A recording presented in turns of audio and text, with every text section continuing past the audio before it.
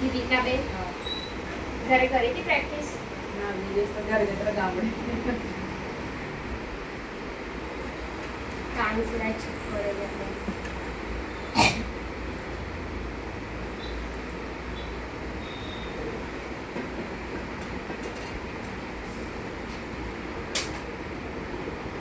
ચલો મેં તમને આખું બતાવી દીધું હતું.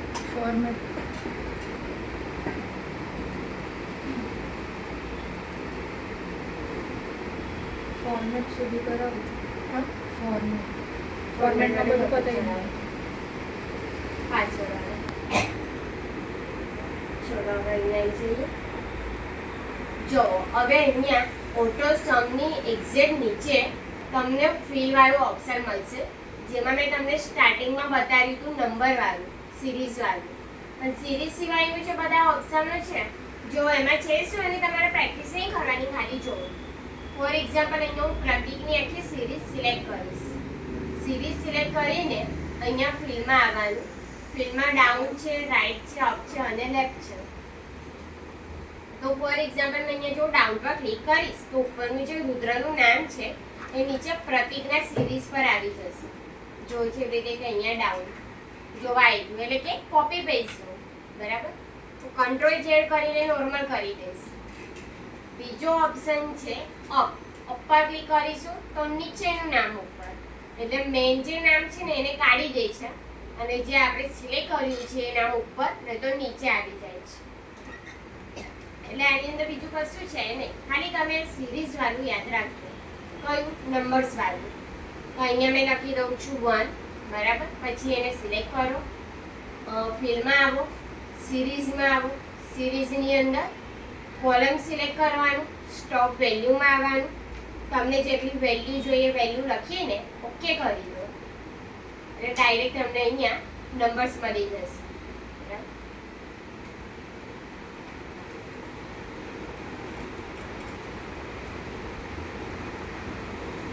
ચલો બીજો ઓપ્શન મેં આખું ટેબલ સિલેક્ટ કર્યું છે. નીચે તમને અહીંયા મળી જશે ક્લિયર. આ ઇરેઝર જેવો લોગો છે ને એને ક્લિયર કહેવાય. એ ક્લિયરથી શું થશે, જ્યારે તમે ક્લિયર ઓલ પર ક્લિક કરશો તો તમારા આખા ટેબલને ડિલીટ કરી દેશે ટોટલી. જો બરાબર, મારી પાસે કંટ્રોલ ઝેડ છે તો હું પાછું લઈ આવીશ. સેકન્ડ નંબરનો ઓપ્શન છે ક્લિયર ફોર્મેટ. એનાથી શું થશે, વચ્ચેની જે બોર્ડર છે, કલર છે એ બધું કાઢી દેશે. તમે જે લખેલું છે એવું ને એવું રહેશે. થર્ડ નંબરનો ઓપ્શન છે ક્લિયર કન્ટેન્ટ. બધી ઇફેક્ટો એવી ને એવી રહેશે પણ તમે જે ટાઈપ કર્યું છે એ નીકળી જશે. બરાબર. હું કંટ્રોલ ઝેડ કરીને નોર્મલ કરી દઉં છું. રીતે એને નીચે ક્લિક કરી દઉં સીધું.